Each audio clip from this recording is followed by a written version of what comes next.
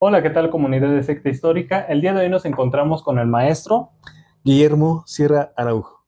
Bueno, muchas gracias por recibirnos y bueno, queremos preguntarle en primer lugar, ¿cuál es su línea o líneas de investigación? Bien, la línea de investigación que me dediqué a trabajar desde que era muy joven, obviamente siendo estudiante tienes como que muchas opciones para ir escogiendo, para ir viendo, y a veces piensas que una es la que te puede llevar a trabajar hasta el final. Yo empecé estudiando piratas y corsarios en Campeche, en Yucatán, en Tabasco, en Veracruz. Y fue algo muy interesante, principalmente porque el servicio social que yo llevaba a cabo tenía que ver con investigación de ese tipo.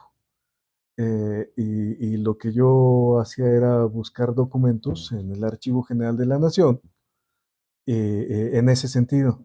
Entonces sí escribí una cosa por acá, una ponencia por allá, un articulito por acá y resultó, ¿no? Pero me parece que también ya había sido muy visto. Había mucha gente que estaba trabajando incluso en ese momento esa temática y pues decidí que mejor no.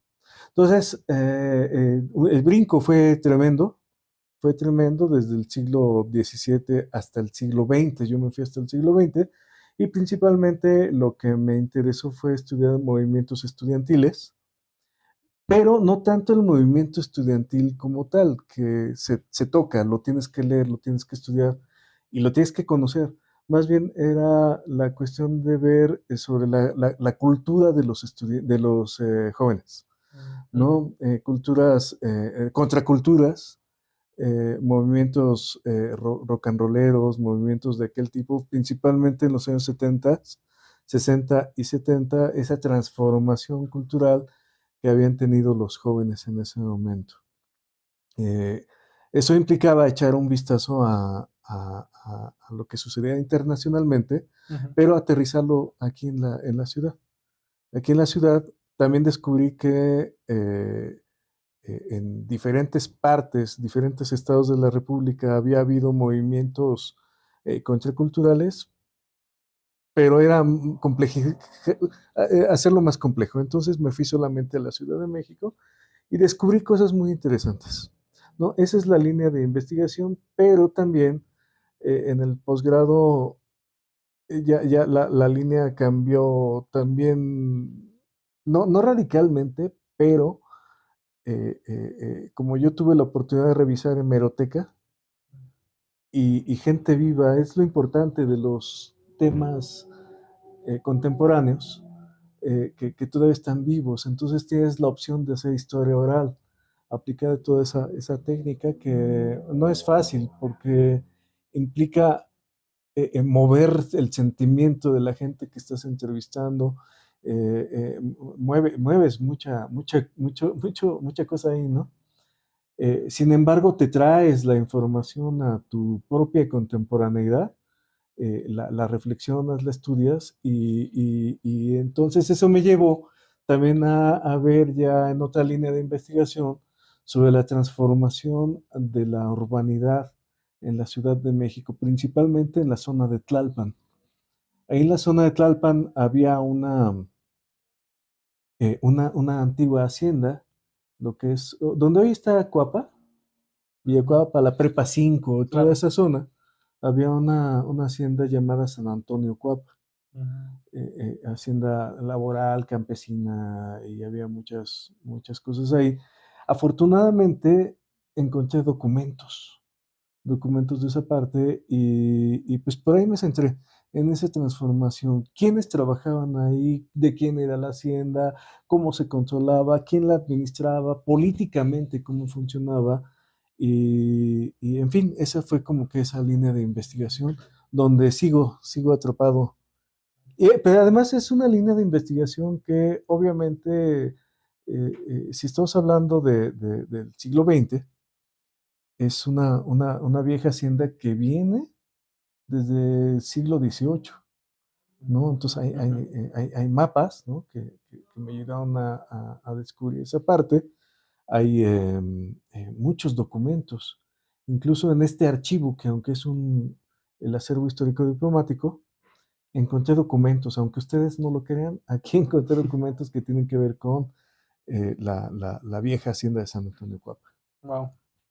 Bueno, sí fue un salto bastante interesante desde corsarios hasta los movimientos juveniles contraculturales y hasta la hacienda.